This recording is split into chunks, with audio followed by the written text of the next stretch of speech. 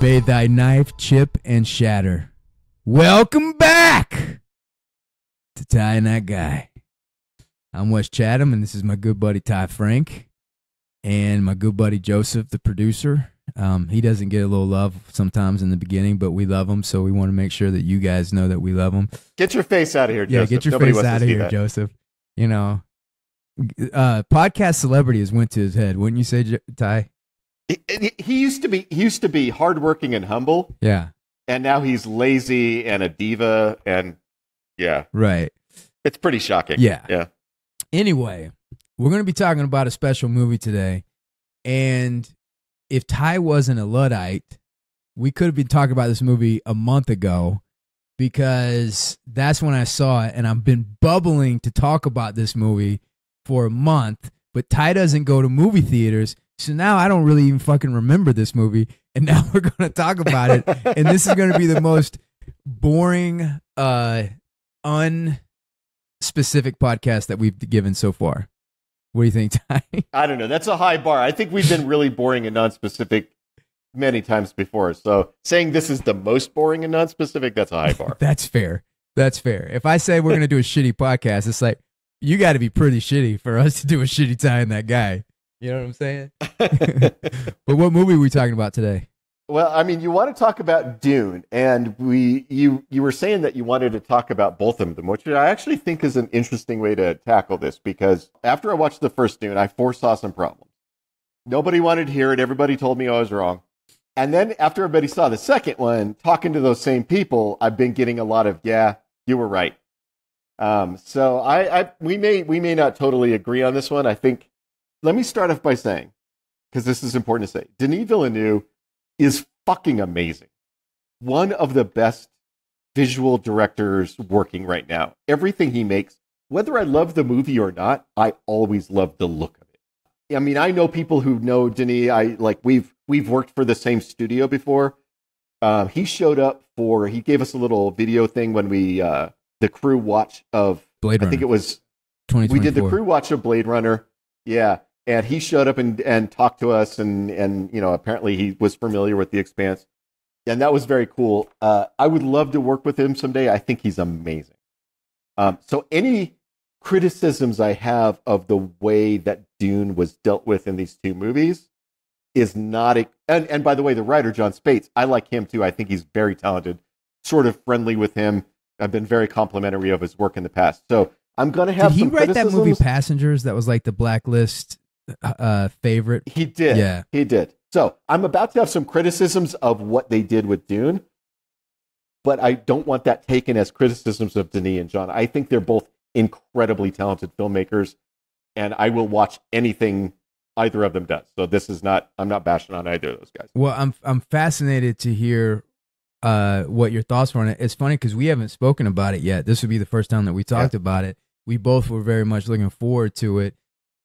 It's interesting because when I was thinking about the podcast today, it is so easy to get so deep in the weeds of the world of Dune that I think, you know, for Joseph's sanity to keep this at an hour, I don't know if we can really get into every single intricate detail of Dune. No, we can't. Especially in an hour. But one of the things that I want to start with is my overall experience about Dune and my relationship with it. And, you know, when I was young, like everybody else, I saw the David Lynch movie. It was in the HBO rotation. It was on all the time.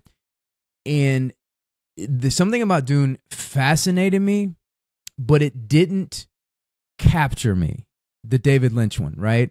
And then I ended up reading the book, the first book, Dune.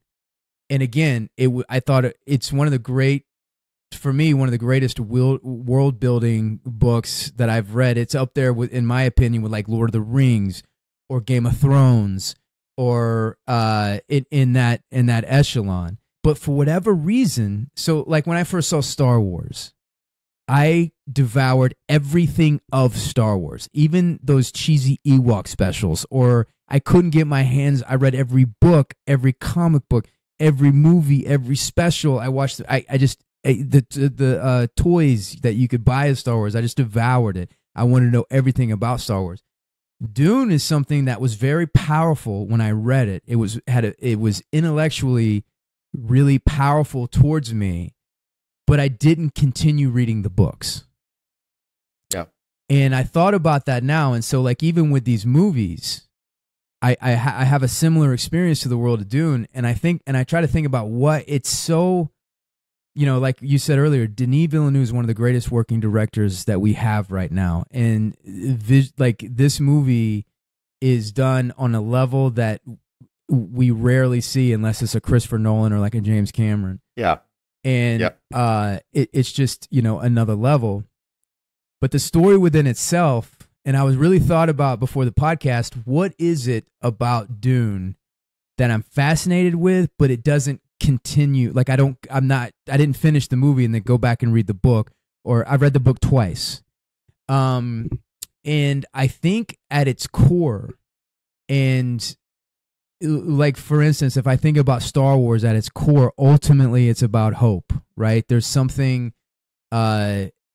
something positive about it. And I think Dune at its core is cynical, but I think ultimately what it is Paul Atreides, like, I don't really connect with him.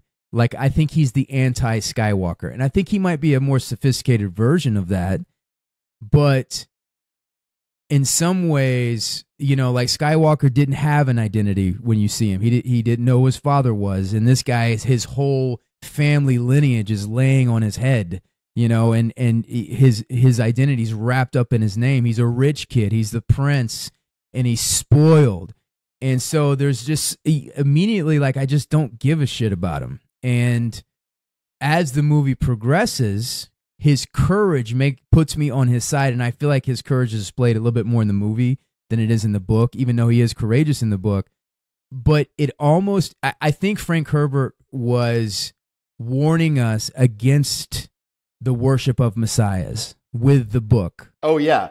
Oh, that is very, very true. And so, and I think that he instills that through Paul, the warning of the Messiah through Paul. And I think that Dune, and I don't know much about past it, or, I don't do deep dive like I do Star Wars or something like that, but I think that Dune is the birth of almost the bad guy, right? So like, I think that there's a moment where his soul is wavering between Zendaya, who I think is one of the best characters in the script, and then the other side, which is power, which is to follow the destiny of his family, to maintain the lineage. And he knows now that he drank the blue goo that he can see both the backwards and forwards, and he knows that this could lead to a holy war where they kill like 60 billion people. So he does have qualities that connect me to him.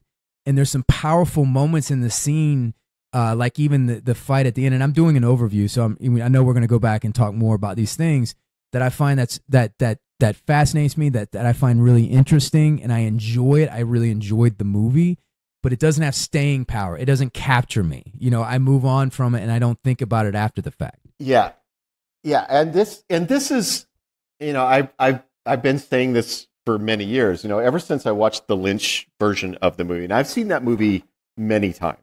I've rewatched the Lynch version multiple times, including sometimes watching it right after I reread the book. I really appreciate the book Dune. I think it's one of the greatest masterpieces in science fiction.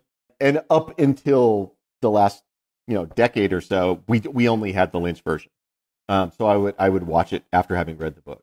But the reality is the book is very intellectual, and film is not intellectual. Film can be smart, but it's not at heart intellectual. Film is primarily about evoking an emotional response by the things that are happening on the screen. And there are movies that shy away from that, move toward the intellectual side. We've talked about how much we both appreciate Primer. Primer is a very intellectual movie. But it's also that, I think that intellectual aspect of it is why it had a very small audience. And movies that really try to lean into the intellectual piece of stories tend not to have big audiences. And filmmakers know that. So what you want is what you're talking about with Star Wars. Star Wars is a simple story. Farm boy who wants to fight the evil empire, discovers that he has a lineage that allows him to do that, goes off with some rogues, and winds up fighting the evil empire and scores a victory. So you have good guy farm boy versus evil giant empire that seems unbeatable, and the rogues and the farm boy and their scrappy little team find a way to defeat the evil empire, and they win. That's super simple to understand. It's very emotional. You know, you get that moment where the Death Star, which has seemed so invulnerable up until now, blows up and everybody's cheering. That's classic movie material, right? Simple, straightforward, easy to sympathize with protagonist, beats easy to hate bad guy. That's what movies do really well. It translates better. Star Wars translates better to film than something like Dune. Yes, and that's when they were first talking about the Denis Villeneuve Dune, I was still working. This was early seasons on The Expanse. I was still working on The Expanse, and so the people I was hanging out with were people like Narain Shankar, the showrunner of The Expanse, and we had this conversation about, is it possible to adapt Dune as a movie or as even a series of movies? My argument was, it is, but it won't be Dune, because in order to adapt Dune into film, you have to strip all the intellectual arguments out of it and make it simple and emotional, right? That's what you have to do. And because of that, my argument to Narain is, Dune is the story that directors break themselves on. Because if you try to really do Dune, the Dune of the books, it's impossible in film. There's way too much detail. It's way too intellectual. And so if you try to make that, you wind up with just a big mess. But if you strip all of that out and try to turn it into Dune, the Star Wars movie, then that doesn't work either, right? So you're kind of stuck between a rock and a hard place. The two versions you can do, neither of which are really Dune and neither of which really work. Right. And we've seen multiple iterations of this. So, there's the Lynch film, which tried to simplify the story down and doesn't quite work. And then there's the Sci-Fi Channel miniseries, which did like a 4-episode version of Dune. I didn't see that. Because I feel like it can work as a series. I think it does work better as a series, but the problem that Sci-Fi Channel had is they had no money. So it looks cheap. Yeah. It looks cheap and it feels cheap while you're watching it, and there's that. And so that's the problem. People think, if you have no money, then it's going to look cheap or anything like that. But if you don't have any money, you don't get the good cinematographers, you don't get the good directors, you don't get the good writers, and you don't get the good actors. You don't get a great cast. So that's a whole nother thing. Sorry, go ahead. But I want to add quick though, like what I loved about the book Dune was Frank Herbert's philosophical vision, right? It was in his point of view of the world and the way that he sees these power struggles and what that says about humanity, and fear is the mind killer and all those and that's it's hard to translate a philosophy book, but basically the philosophy in the book is what really captured me and what I thought was fascinating. Go ahead. Sorry. No, I agree with you. Herbert is making a very intellectual philosophical argument with Dune, and it is about a lot of things. It is about the dangers of Messiah worship. It's about what he called hydraulic economies. The sort of the idea that if you're in the desert, he who controls the water controls society. Was he? Was he open about that in interviews, or did he say like what specific? Oh, he did. He was very open about it. What did he say about the Messiah? Like, it's. So, there's obviously a lot of Middle Eastern stuff in Dune. The Fremen, the Fedaykin are clearly stand-ins for the Fedayeen, which is a real group of people in the Middle East. There's a lot of that in there. And this idea that in a land where scarcity is everywhere, that the people who control the one thing that allows life to exist become incredibly powerful, right? So if you're the guy who controls the only source of water in the desert, you have enormous power. And he took that and made a science fiction version of it, which is, and of course the desert is where oil comes from. This idea that like the OPEC countries wield enormous power beyond what the size of their country should allow them to wield, because they have this resource that literally everyone in the world wants and needs. And Herbert is talking about all of that. So, you've got the planet Dune, which is a planet of great scarcity, but it has the one resource everyone in the galaxy wants and needs. So that place becomes powerful. And who controls that resource becomes powerful. So, the other thing Herbert's talking about is, for a long time, the people who lived in the deserts did not actually control the extraction of oil there. Other people did. And those people became enormously powerful and wealthy until the oil-producing countries sort of took back the power, took back the extraction of it and the sale of it, and became powerful in their own right. But at the same time, when those people took that power back, they didn't use it to make the world a better place. They didn't use it to make the Middle East a better place. They used it to enrich themselves. And they used sort of the religious aspect of Middle Eastern culture to create this patina of goodness and rightness. Like all those Saudi families claim that they're good Muslims. We know that they're not. Like, the way they live, clearly they're not good Muslims, but they use the Muslim faith to control the people that they rule over. And Herbert's talking about all of this: religious extremism, the hydraulic economies, the control of resources, and how controlling resources turns you into the thing that you hate, and all of that stuff. He's talking about all of it. It's an incredibly intellectual book, making a lot of intellectual philosophical arguments. It is very hard to boil that down to the simple emotional stakes that a movie wants. And every time somebody attempts it, they fail it in a different way. And when you're ready to talk about the movies in detail, I can talk about what the first movie did that set up a lot of problems for the second movie. Go.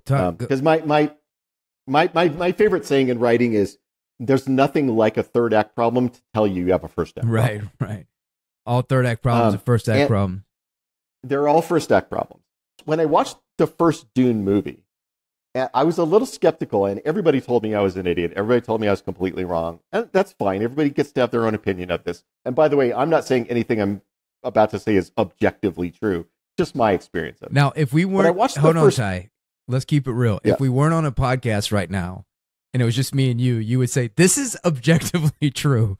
I secretly believe everything I say is objectively true, but I pretend that I don't think that. I know. We're pretending for the people out there. Okay, go ahead. Yeah. But the first movie, I watched it. It's beautiful. It's fucking gorgeous. It's maybe the best looking movie that I saw that year. And there were some pretty great movies that year. But Dune is astonishingly good looking. It's well acted. It's got great performances. The script is good. I mean, it's a pretty minimalist script, honestly, but it's well written. The dialogue is fine. All of those things are true. But I remember walking out of it and talking to my friends who are also filmmakers and saying they created such a problem for themselves with that first movie, because what the first movie does is it pushes all the complexity back. It kicks that can down the road. All the enormous complexity tied up in the Dune universe and what the Dune books are about, it doesn't really engage with that. It turns it into a very simple story of a young guy who goes to this strange place with his family, gets set up by the Emperor, and his family is killed by the enemies of the family in this betrayal, and now he has to hide in the desert with these natives to try to survive. That's what movies do well. That is a simple story. Guy gets betrayed, guy's family gets killed, guy goes to hide in the desert to get away from his enemies. That's a movie story. And I feel like the movie leaned into the revenge of Paul for his father, which is the book. There was several motivations with Paul and several different dilemmas that he had within it. So they tried to simplify within that main streamline motivation. But they also keep the other things very simple. The fact that this was a plot by the Emperor is there's barely a tip of the hat to that in the first movie. The role of the Bene Gesserit, the role of the Spacing Guild, all that stuff is they do acknowledge it, but it's barely touched in the first movie. And I remember talking to Narain about this and saying, They have so much shit to do now in the second movie to do the rest of the story, because they didn't do enough of it in the first movie. And I walked out of the second movie thinking thinking that thing. Like, there was so much shit to do in the second movie. The second movie just feels like a mess, story-wise. There's just too much to do now. There's too many plot threads you have to fill in. There's too many story elements you have to now hurry and fill in that we didn't do enough of in the first movie. So they all just feel like it's a bunch of stuff that gets crammed in the second movie. It's still, by the way, it's still fucking gorgeous. It is the most beautiful movie that I watched in my memory at the point when I was watching it. It was stunning to look at. But do you think Denis is an amazing director? Do you think, having read the book several times, so that is one of the things that I thought about, because I read the books several times, and I think about it a lot. I've always thought about Dune. Yeah. It's really interesting to me, like we talk about the philosophy. So when I saw the second movie, everything was filled in for me because I know the world. Right. And so are you talking about it from the point of view of a viewer that doesn't know the world as much as you do? Yes. Okay. Yeah, that's absolutely what I'm talking about, because my friend who has never read Dune, who doesn't read, he watched the first movie and it was his favorite movie, of the last 10 years. The first movie was amazing. He couldn't stop talking about it. And he was like, yeah, the Lynch movie was super confusing to me, and the Sci-Fi Channel miniseries was super confusing, but this movie wasn't confusing at all. Like, I totally understood what was going on. I didn't say anything, but I was like, okay, cool, that's cool. And then he watched the second movie. His first comment to me was like, why was the second movie so confusing? And that's the problem. There's so much water for the second movie to carry now that the first movie didn't, that it's just too much stuff. And like the Emperor, and Walken playing the Emperor, that's cool, but they don't give him anything to do. He sort of shows up, but I think he has almost nothing to do. I think that was a flaw. I think in casting Walken, I mean, I could literally see Walken being like, what movie is this again? Who's the Emperor of what now? Right. Like, what the fuck is this shit? And he has so little to do. I know, but that's probably, that there's probably a reason for that. I agree with you. I agree with what you're saying, but I do think the movie's designed in a way that it works on many different levels. So I had friends that have never read the books, never seen the David Lynch movie, and they watch it, and I talk to them, and they love it, but the story that they saw and what they picked up was the first layer of the movie. So it's basically this action movie. It's just a revenge movie. It's a revenge movie. Yeah. It's a revenge movie. Yeah. And they kind of tune out the Muad'Dib and the what is she talking about and stuff like. They kind of tune that stuff out. But for somebody like me or somebody like you who can kind of quickly see who everybody is, what everybody wants, we know what everybody wants and everything like that. It worked for me on that level too, because I knew so much. So for what the monumental task, people talk about Jodorowsky's Dune. There was a documentary about a director named Jodorowsky who was going to do Dune. And everybody's like, that's the Dune I want to see. And I'm like, that looks like a fucking disaster. That looks like a guy who's fucking completely lost. That movie is not the Dune I would want to see. That is the guy who's super high on LSD making a movie version of Dune. Exactly. Yeah. And by the way, I love him. I think he's one of the most fascinating characters in cinema. Uh-huh. And I've watched all of his movies, but they're all just insane. Right. They are insanity put on film, which I'm fine with. But to make my point, I agree with you, and I think that, but I do think that there would be a way, and I think that way would be a series. And so, what I would like to see, but a well-funded series, yes, I would like to see Denis Villeneuve do Dune from beginning to end as a series, as like a 10-episode miniseries. Yes, and where you can then you can pull it off. Yeah, because even the Harkonnens, like, the reality is that there's really no good people other than the Freedman or in Zendaya's character in this, but. The reason that you kind of root for House Atreides is because the Harkonnens are fucking horrible. Yes, the Harkonnens are so vile. They're so vile that you that vile that you're like, well, clearly if they hate them. the Atreides must be good. But, right? like, it goes in depth about like the the Reverend Mother of the Harkonnens who wanted to wanted to have a baby who is Rebecca, and I guess the guy, I can't remember his name, the main guy that floats, the fat guy, whatever.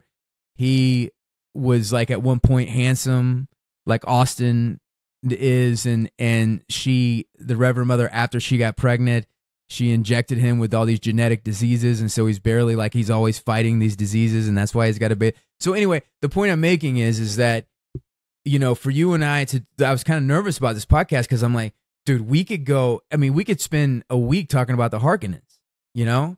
Yeah. And so, like, you know, to go down to it. But what I think Denis Villeneuve did is made a movie that operates on so many different levels at the same time, in that depending on who you are or your knowledge of the Dune universe, you can enjoy it. I think what he did is he did one level really well and then kind of skated past all the other levels.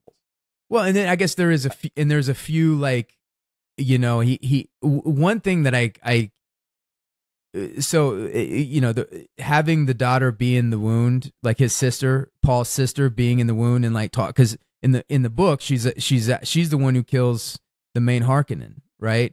And so and in the Lynch movie, played by a very, very, very young Alicia Witt, is also the little girl who kills the Baron. I forgot about that. Yeah, I forgot about her. Didn't she, like? By the way, I've always had a huge crush on Alicia Witt, and every time I remember that she's the little girl from Dune, it makes me feel creepy. Like, I forget that's who played her, and then I watched Lynch Dune. I'm like, oh shit, right? Yeah, that's Alicia Witt. So I feel creepy now that I have a crush on Alicia Witt. When did you first read the Dune book? I was probably like 11, 12, somewhere in there. And did it hit? It was one of the ones that was in my house. And did it hit you right away? I struggled to get started because it is what Herbert does in that book is a writing style that is unusual, and I had not read books using this writing style. What he does is third person omniscient, which means it's third person. It's past tense third person, but the narrator jumps from character to character. So we get somebody's POV, and then we jump to the person that they're talking to in that very scene, and we get their POV. That's a very unusual writing style, and I was not used to it. It took me a while to get into it, but once I had, like, I made several starts and stops reading Dune. Like, I would start it, and then it was too much, and I would throw me out. But once, like, the third or fourth try, when I really started to get into it and get the flow of what the language was doing, then I read the whole thing cover to cover, like, immediately. Right. So it definitely, once I got past the weirdness of how it was written, it worked. So one of the things that I found daunting at first of the book was each chapter, they kind of go into, I guess, what their version of the Bible is, and they're kind of quoting the story of the Messiah, which I think like Florence Pugh was kind of doing a bit of that in the movie. And so they kind of say in the house of this or in the time of this, and they kind of go through like each thing of the Messiah. So each time you hit that, you're like, I fucking get it. Like, you just want to get to the story and understand it. But then when you go back and realize the complexity of what he's saying through each character, what his point of view is, and what he's commenting on, and why he's using those religious texts and those that he has within this thing, then it becomes really fascinating. And then it comes something that sticks with you. You never stop thinking about Dune. What's interesting is I go back to Dune all the time and read the original book, but I've never read anything past that. I've only read that book, and I think about it. What is it like going past that? Is all the books just as good? I read the first 3, and then I've never read anything past that. And the truth is, the second book is fine. It's not as good as the first one, but it's fine, and it's like one of the most interesting ideas for a character, because she has the best name ever, is the sister character Alia. Because when the religion gets started based around Paul, she becomes Saint Alia of the Knife, which is the best name ever. Right. So, like, I'm a huge fan of Saint Alia of the Knife, but it's not as good. And then the third book kind of wraps the Atreides story up in a way. Right. that I actually found the third book kind of boring. Right. But it does kind of wrap the Atreides story up, I guess. For me, it was the first time I saw where you're basically in like a parallel universe in the future, right? Yeah. It was the first time I saw where you feel like you're in the future, but the technology feels almost like it's from the past. And it has like that Battlestar and there's Galactica. an in-story reason for that. There's an in-story reason for that. Okay. So is it because it reminded me of Battlestar Galactica in a way, you know? It is. Okay. It is that because what you'll read about, it's hinted at in Dune that there was this event called the Butlerian Jihad. I don't know if you remember that. So the Butlerian Jihad was AI was becoming too powerful, machines were becoming too intelligent and too powerful, and there was a war between humanity and the machines. And humanity destroyed all of the thinking machines. And it became the law of the galaxy that no one was allowed to build a thinking machine. So all of the tasks that are performed by thinking machines have to be performed by humans, which is where you get things like the Bene Gesserit, the Spacing Guild, and the Mentat. Yeah, so the Mentats come out of that, where it's like you take humans and you breed and train them to be basically human computers so that they can do the tasks computers would have done. Because you're not allowed to make a computer smart. Do you think our collective imaginations are trying to warn us about AI? Because if you think about Terminator or you think about, Dune or, all of these things, it never ends up good, And so, no, never. There might be a time where we don't have smartphones anymore. We'll be like, sorry, man, that'll fuck us up. Humans have been telling the Gollum story forever. Uh-huh. The Gollum story, the Jewish story about the guy who makes the creature out of clay and brings it to life to protect the Jewish people, and it goes crazy and starts killing people. There's that story. There's Frankenstein's monster. There's every story we have about creating intelligence ends with us getting murdered by that intelligence. And then us banning it and never doing it again. Yeah. Never doing it again. The thing that sucks is we're at the part of the movie where we're creating it, and like we're in the quiet before the storm. We're like, this is great. No, we're the people who get murdered by the machines so that someone else makes a law against making thinking machines. We're the ones that have to, we're going to go through the horror so the next generation can do it. Yeah, no, we're all going to be murdered by the flamethrower dog. Now you were making a circular point about what you thought about this Dune movie, and I interrupted you a couple of times, and you haven't really closed the circle of your thoughts. So the experience of watching Dune 2 for me was gorgeous, it was well acted. For the 2.5 hours that I was watching it, I was entertained, but I came away from it feeling like the story was jumbled. It was a bit of a mess. There was a lot of really important stuff that was sort of rushed through and hand waved at, but not really engaged with. And for me, the two biggest failings of the second movie, and by the way, again, it's a fucking gorgeous movie. My criticisms are based on my love of sci-fi and my love of this director. There's two big things that happen. The casting of Fade Routho was completely wrong. Really? He never seemed dangerous to me. Mm-hmm. Like every time he was on screen, I'm like, I could kick the shit out of that. Right. Dude. So he never scared me. And Fade should be scary. Do you think Fade is a scary guy. Do you think it should be reversed, where Dave Bautista played his part and Asha Nichols played Dave Bautista's part? No. Fade doesn't need to be a bruiser. He doesn't need to be muscle bound, but he needs to come across as intimidatingly confident and just he doesn't need to be jacked. Even a like middleweight boxer is scary because they know how to move their body. They come across as like they know what they're doing. Well, the Baron is he never scared. The Baron is terrifying, and he can't even move. He can't even move. Yeah, he has to float, and he's terrifying. Yeah. So I didn't like the casting they did for Fade, and I don't know if it's the casting. I don't know if it's the direction. Whatever it was, Fade didn't work at all for me. And then the other thing that they did, which was interesting as an idea, but then they never do anything with it, is So in the book, Chani is the Fremen girl who falls in love with Paul, and he falls in love with her. And in the book, she just becomes like his consort, right? Like his Fremen concubine. And that's all the story she's given. And I get why for a modern audience, that's not going to be satisfying. And I understand that. I totally agree with that take.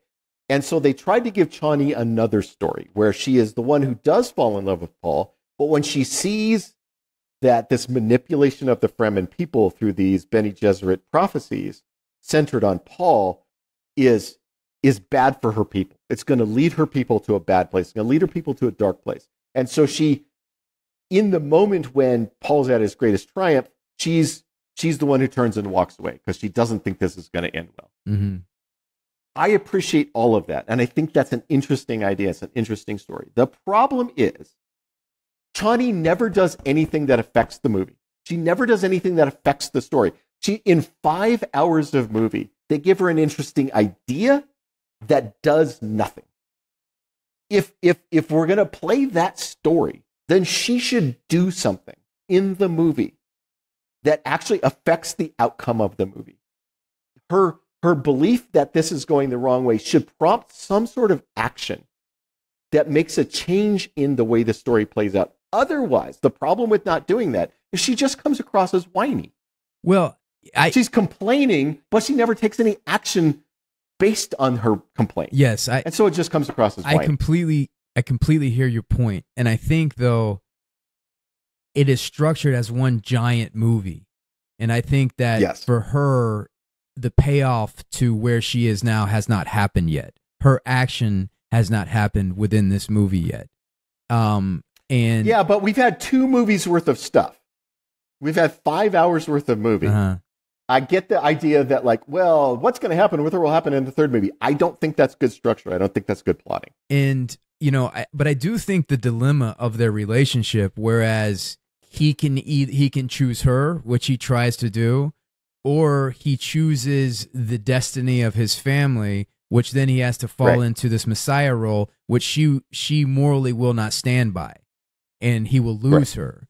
And so I think that's an interesting dramatic conflict between the two and setup of the two. I understand what you're saying about her, but I got the feeling that she was being set up for a major action in the next film. But then I agree with your point. We've had 2 films, and that becomes passive after a while for her character. Yeah. And I think that is a structural mistake. And by the way, I have made many structural mistakes in screenplays. So this is not me lording it over these guys for making a mistake. It's just something I noticed as a viewer. I felt like, oh, that was a mistake right there. That was a structural mistake. Yeah. And unfortunately, I think part of what drives that is so many things have to happen in the second movie. So many plot points have to resolve. So many ideas have to be brought in that she doesn't get enough time. That character doesn't get enough time to play out the interesting idea that they've given her, because she's drowning in all of this other stuff that's suddenly showing up, all these other things that are suddenly happening. Because when they did the first movie, they didn't know if they were going to get a second. That is true at the time. They were not guaranteed a second movie. So I understand why, as a screenwriter and as a director, what they were trying to do was make the first movie so emotional, so leaning into what movies do well, that they would get themselves the second movie. And I get what they were doing, but I think that also hurts you, because now you've done 20% of the story in half of the runtime. And now the problem is they give you the second movie and you got 80% of the story you still have to do in the same amount of time. Right. It's just always going to wind up feeling jumbled and jammed together. So everything you said, I understand and I agree with it, and I can see your point of view. I think for me, though, I was convinced, after being a fan of the books, after seeing David Lynch Dune, after seeing the documentary, the Jodorowsky's Dune, I was convinced that it couldn't be done, that they couldn't make it into a movie. I kind of felt the same way. Or if they did do it, like you said, it would be something else. They would do the Star Wars, they would, I don't want to say Star Wars, they would do a lesser version of what the book is, right? So that was what I was thinking going into it. So watching particularly the second movie and having it work for me, it impressed the hell out of me. And the fact that it made $700 million meant... Oh, it was incredibly successful. It was incredibly successful. So the idea that Denis Villeneuve can take something as complex as Dune and then create a movie that can work on so many different levels, because out of those $700 million, there's some people that aren't as into Dune as we are that got entertained by it. And I was still stimulated by the story. And there were in the choices that he made that different from the book. I understand why he did it, and he did it for the movie. And it doesn't necessarily make a better story, but I think it makes a better movie. And no, I agree. It does. And I'm sure that many of my objections are because I know the story of Dune so well. I've read it so many times, and I believe it's an incredibly important work of fiction. So I'm probably putting too high a bar for somebody. Well, look, that's what's fun when it comes to that. That's what's fun about it. That's what this what makes this conversation fun, is to set that bar, is to see material, and that's another thing that I root for, right? So Dune is something that fascinates me, and I root for things like this that keep the conversation going in different iterations of that, and whether that lives up to your expectation or doesn't live up to your expectation, or whether your expectations are live upable. It's something that I enjoy doing, and I think Denis Villeneuve is probably the only guy, maybe Christopher Nolan, that could have turned a movie out of this complex novel. And it is entertaining. And I get why it was so successful. He did sort of pull the emotional, entertaining version of this out, and that's the movie that he made. Well, you know what? That's fascinating, though, the technology thing of it, which I didn't know going further that they had a war with AI, and so they limited the technology. But there's these flying crafts that give you a helicopter feel, and then there's something medieval about the family structures, and then the fighting with swords, and then there's also a little bit of magic, but it's not really magic because it's really native to this world, and it probably can understand it. But so there is some magic. There's the powers that spice gives to the guild navigators, right? Where they can teleport a ship using space magic because they use the spice. There's the magic of the Bene Gesserit, where it's kind of like telepathic powers, right? But it's nothing nothing that makes it feel like wizards casting spells or anything. No. But there is definitely some magic there. But by the way, I love. First of all, we haven't thrown a shout out to Rose the Hat yet, and Rebecca Ferguson, who we love. My love for Rebecca Ferguson is powerful and will never die. Yeah, the movie's worth the price of admission alone, right there, because I just love her. Yeah. But the voice, I think, might be my single aspect of Dune. I love that, and I love that idea of it. And I think if I ever learned the voice, I don't know if I would be a good steward of that power. No. If I had that power, I would be a supervillain. Oh, yeah. I would just be a supervillain. I would be a piece of shit, and I would be horrible to my friends. I would make them shit their pants and things like that, and then laugh at them and all those things. I'd be driving a $2 million McLaren that I told somebody he should give to me. Yeah. Hey, I like your $2 million McLaren. You should give that to me. You should give that to me. And then I'm just driving away. I'm like, how come every time Ty comes over to hang out, he drives away with my car? How does I ever agree to that shit? I just leave with some of your stuff. Yeah. And then Thanks, I come to, and I'm driving with a U-Haul and all my shit, and it's like, and you're in my house. Yeah. So I've talked a little bit about the issues I have, not with this particular Dune adaptation, but generally with any Dune adaptation. So the problems I have with this adaptation are the same problems I've had with every adaptation of Dune up until now. So this is not bashing John and Denis. But let me talk about the things that I thought he got right. The look is amazing. The sort of the the art department, the prop design, the look of the locations, the look of the sets. Everything is fucking gorgeous. It is a beautiful movie to look at. The ships, you're talking about the ornithopters. Nobody's ever done that right before. He figured out a way to do that right. The ornithopters look cool, but they also look like they would actually work. Right? Which nobody else, I think, have ever seen do that right. The worms look amazing. They're terrifying. I want to insert before you move on, but again, I think the worms are kind of a form of magic. There's something magic. There's a magic connection between the Freedmen and the worms, and they seem to be highly intelligent. Like there's like a consciousness in them. And I understand, like I know that you can explain it biologically in this world and what these worms are. They're a fascinating creature. Yeah. But its relationship to the spice and relationship to the Freedmen, I think it's not magic, but there's something magical about it. Yeah. I mean, it is. I wouldn't describe it as magical. I would describe it as grandiose in the way that everything in Dune is grandiose. Mm-hmm. Everything in Dune is bigger. Like, whatever any other sci-fi universe has, Dune has that. It's just 10 times as big. Right. And that's almost always true of everything. And that's one of the things you like about Dune, or I like about Dune, is the how everything is so big. It's the first time you've seen a galactic empire where you feel like that actually feels like a galactic empire. Like there's vast amounts of stuff. But in addition to the worms looking cool, the fact that when you're riding one, you're just getting blasted in the face with like a hurricane of sand. That's the first time I've ever seen anyone do that. And it's right. That's how it should be. Right? Like every other time it looks like you're riding on a worm. It just looks like you're just chilling. It's like being on a surfboard. Everything's cool up here. It's fine. When these guys ride worms, it fucking sucks. It looks painful. You are just getting sandblasted the whole time. Yeah. And I thought that was a really nice touch that they added.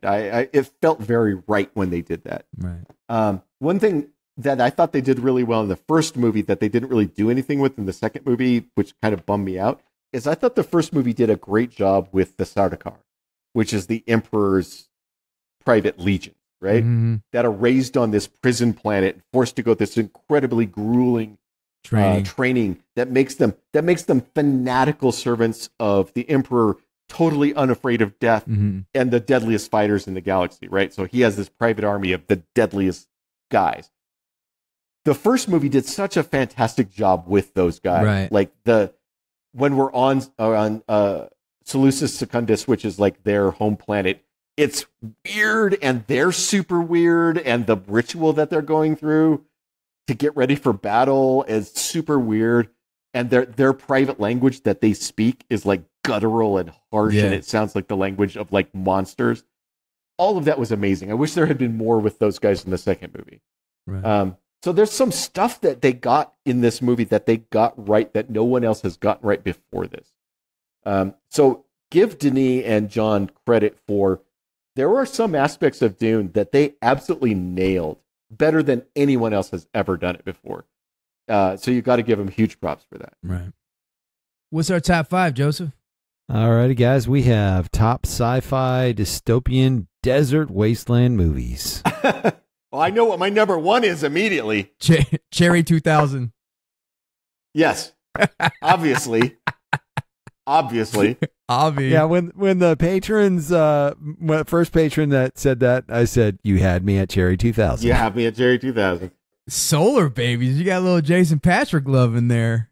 We do love our Jason Patrick. We do love our Jason Patrick. Yes, we do.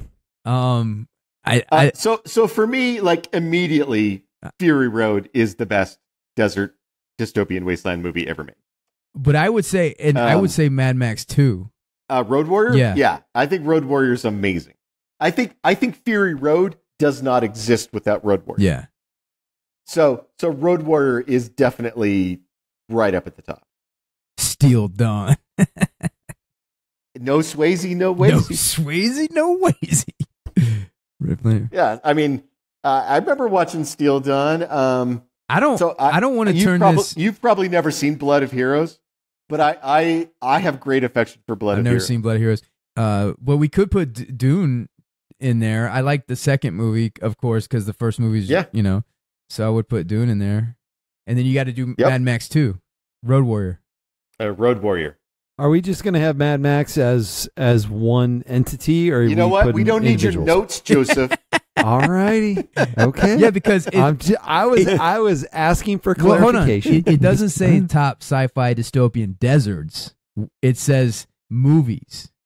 So if we were like doing the stage, like setting the stage, then yes, it would be the Mad Max would be one, but it's movies, right? Huh? A Boy and His Dog. I don't remember that one. It's Don Johnson. Yeah, Boy and His Dog is not a great movie, but it's fascinating. I've watched it several times. There are things I like about Book of Eli, but it doesn't quite land for me. It doesn't quite work. I mean, obviously, Denzel is always awesome. There are things about Damnation Alley I really like, but it kind of falls apart. Pitch Black. I would put Pitch Black up there. I think Pitch Black is amazing. You know, we should also have like a category for the 80s HBO rotation because Cherry 2000, Space Hunter Adventures Cherry in 2000, the Forbidden Zone. I totally agree. Space Hunter Adventures in the Forbidden Zone is the first movie I went to by myself that was 3D. Oh, really? I'm a big fan of Blood of Heroes. Yeah, you ever seen The Rover? The Rover is kind of a weird little indie Australian movie. I really like The Rover. I think it's great. Yeah, that was a good film. Oh, there was another. Speaking of Jason Patrick, what was that tank movie he did where they were in the desert? The Beast. The Beast. That's a good fucking. Yeah, desert. but that's like the Russian-Afghan war. That's not like desert waste sci-fi dystopia.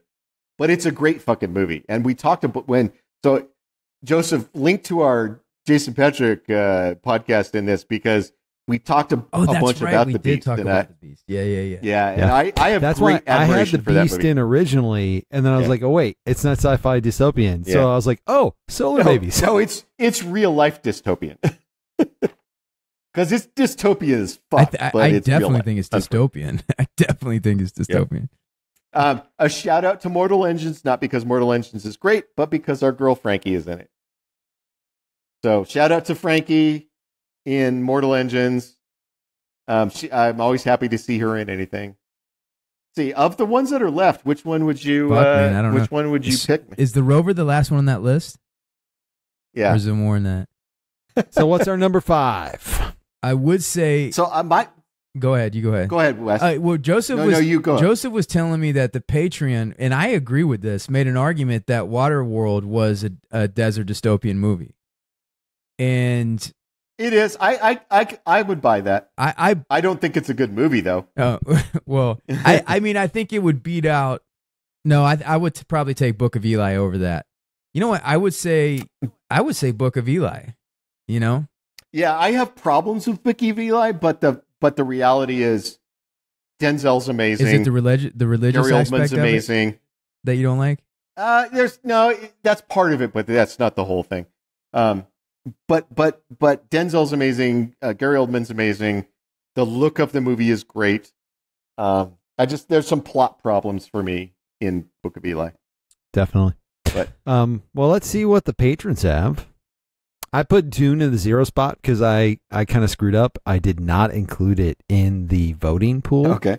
But they got a pretty. We did pretty well. 3 out of 5. They always do 3 out of 5. I never saw. I never saw. Anybody who voted for Fist of the North Star is super drunk. What is Fist of the North Star? Oh, come on, man! The Fist of the North Star movie is awesome. Not the live action. Hold on, not the live action. Oh, I thought you were talking about the live action one. Oh, hell no! Okay, the animated one, man. It's so bad. Is Fist of the North Star? The live action one is so bad. Is Fist of the North Star a porno movie? Because it feels like no. It is. Absolutely not. It's an anime. I'll fist your North Star. It's an anime. Where basically the hero is like he'll punch a guy and he'll like basically say, you don't know that, but you're already dead, and the guy's head explodes essentially. Yeah. I do. Before we before we log off, I want to say, since I know John Spates and Denis Villeneuve both listen to this podcast, they're both huge fans of the podcast. Guys, I love your work. My problems with Dune as a movie doesn't mean I don't have great respect for you guys as filmmakers. You're both amazing. Well, the next when I do a Denis Villeneuve film, I'm going to go on by myself. And I'm going to be like, sorry, Ty, you shouldn't have talked shit, man. You should have talked shit about Denis Villeneuve. He's the greatest filmmaker. So, no, I'm kidding. I'll take up for you next time I work with Denis. All right. Thank you guys for hanging out. Love and miss you. I haven't seen Ty. I mean, I know Joseph dropped the ball in one of the airings, but I haven't seen Ty or Joseph in 3 weeks now. Has it been 3 weeks, 4 weeks? It's been a long time, yeah. Yeah, so it feels good to be back on the horse. And, I know what we're doing is important. And I know that we're putting something that's really important into the world. And we're changing the world for better. And there's, it's a responsibility on our shoulders to make the world a better place through this podcast. It's a heavy responsibility. And it's a heavy, heavy responsibility. But God would not have given us this talent and ability if he didn't know that we could shoulder it. You know what I'm saying? Say goodbye, Ty. Goodbye, Ty.